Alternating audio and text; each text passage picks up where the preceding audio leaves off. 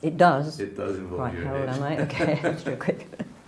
My name's Mansoura Mears, I'm 66 and I've been Muslim 43 years. English, born near Manchester. My religious background, if you can call it, was not very great. I was born with parents who weren't particularly religious. My father actually was dead against anything religious. My grandmother was quite religious. I was given some sort of belief system by Swiss au pair girls who came and lived with us, one each year, and they were like big sisters to me.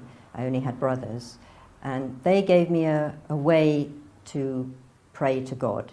So I always used to pray to God and make sincere prayers when I knew there was trouble on, because my father went through some difficult times, and so I used to go behind his armchair when he was out and make lots of prayers, oh God, please help him. But at 14, I became a Methodist because my school was, you had to do something when you were 14. Most people came into the Church of England, and there were two sort of classes. You could either go to the bishop who taught you about Church of England, or you could go to the Methodist preacher. And the bishop was not somebody you really admired, but the Methodist guy was fantastic, full of heart and sincerity, and I thought, okay, I want to be like him. So I wrote to my parents, it was a boarding school, saying I want to become a Methodist. So they said, fine, okay, whatever you want to do. But I did make my mother come with me to find Methodist churches, but they were very modern and weren't as nice as the old Church of England, the one that was near us. Anyway, as I got into teenage years, that went out of the window.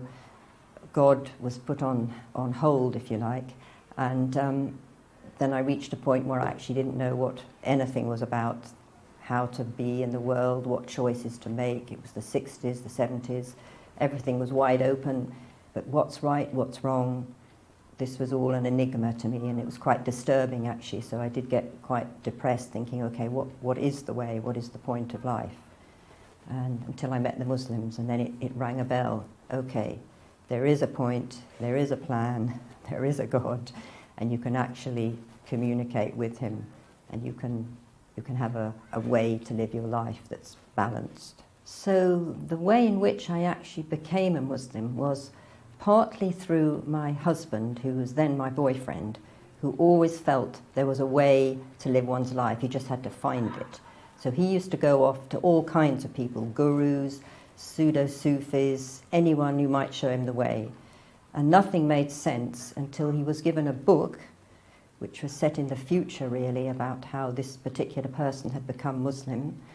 And he read the book, and as he bought it and walked out of the shop, he saw a poster for an open public meeting with something to do with calligraphy and something vaguely to do with Islam.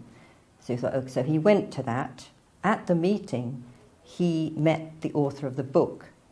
So this was a huge moment for him, and he went afterwards with that person for a meal, and everything clicked. He said, this is what I've been looking for. But actually, the person, the sheikh, said, hang on, let's see, where's your life, what are you doing, who are you with? And he held him off for 3 months from becoming a Muslim. So then I had to make a decision, okay, is this what I want? And I wasn't very sure, because I was fed up with ways to live your life, and I'd been to quite a disciplined school where you're woken every morning by a bell at 10 to 7. I think I don't want anyone waking me up at any hour of the night or day to do anything. So it took me a while to think about this, but it did ring a bell, okay, in somewhere deep in my being, okay, yes, there is a God, there is a way. So in the end, I made the decision and jumped in. Well, what concerned me was that this is quite a difficult, regimented life, and also because my first experience of it was immediately living with other Muslims. So there was no let-up. You weren't just in your home thinking about, okay, I'll do this, I'll maybe go to the mosque. You were there 24/7, you were with the Muslims. So it was very full-on, but alhamdulillah, that's good in one way, because you were totally immersed in it. And I just gradually took on everything that I needed to do, but you know, life's learning, and you never stop learning. So Islam gave me a way to interpret my life. So events and things that happen to you, you can see, or I can see, a meaning in them. Okay, so whether it's difficulty or joy, the good and the bad, all have a meaning for you. So you can turn things to Allah, God, and you're not just adrift on a sea without any navigator. There's a navigator, which you could say is Muhammad, the Prophet, peace and blessings be on him, and following his way, all these things that first of all I found very difficult. Okay, why do we have to wear long dresses? Why do we have to wear a scarf? But the more you do it, the more you feel, yeah, this is right. It's a kind of protection. In fact, I remember when I came back from Hajj, seeing all the population in London. I was going in a taxi through London. No one had anything on their heads. And I thought they're all going mad, because it's like a protection. And if you look at old movies, most of the men, most of the women wore some kind of thing on their head. Like my father always wore a hat, and he doffed it when he greeted people. But, you know, so in one way, it's a seen and an unseen thing. You know, your head's totally exposed to the elements or whatever. It's also exposed to all the energies that are coming at you. So, although sometimes I think, gosh, I wish I could take this thing off, and I do when I'm by the sea or with no one around, etc. But on the other hand, you feel the safety of it. It's a kind of protection.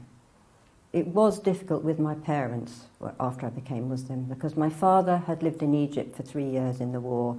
He had studied Arabic. He could actually quote the Quran at me. Okay, ayat so-and-so says this, yes.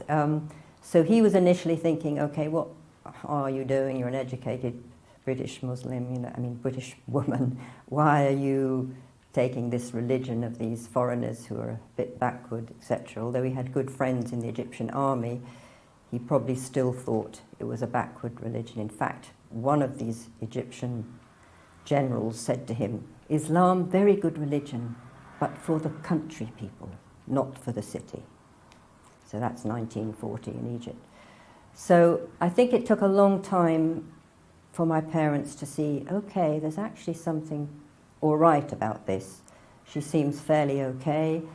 The children seem very nice. They're all right so far, you know. So, and towards the end of their lives, God bless them, I was given the chance to help them a bit. And I think that did turn the tables, because, okay, she's giving something back, you know. And so I think there was, by the end, I think I definitely felt my father knew the truth.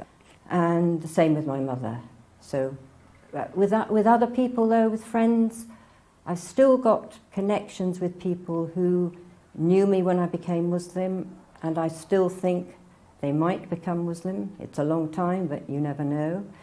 And lots of people I've met as well through all sorts of things. You know, the head of a RE department in a local school has always connected with me, especially when there's different annoying things happening in the media. She always says, Mansoura, what do you think about this? And that's not the true Islam, is it? And I go, no. So we have a whole dialogue going between us. And obviously I've met so many people since I've become a Muslim who are my friends, who I probably would never have connected with outside the deen. You see extraordinary qualities in people who perhaps before I was a Muslim I would have dismissed, or I wouldn't even seen the qualities. I would have thought, well, she's hard to get on with, so I'll just go my own way. Now you start to think, okay, she's got amazing qualities. I can get something from this, and maybe I can give something in exchange. It is a very clear, easy, straightforward religion. I wouldn't even call it that, way of life. Try and avoid the media craziness that's going on, everything in the world that's telling you it's mad. There is a meaning to life, there is a way. If the intention is there, you will find the way. And I'll just say all the best to anyone who's thinking of this.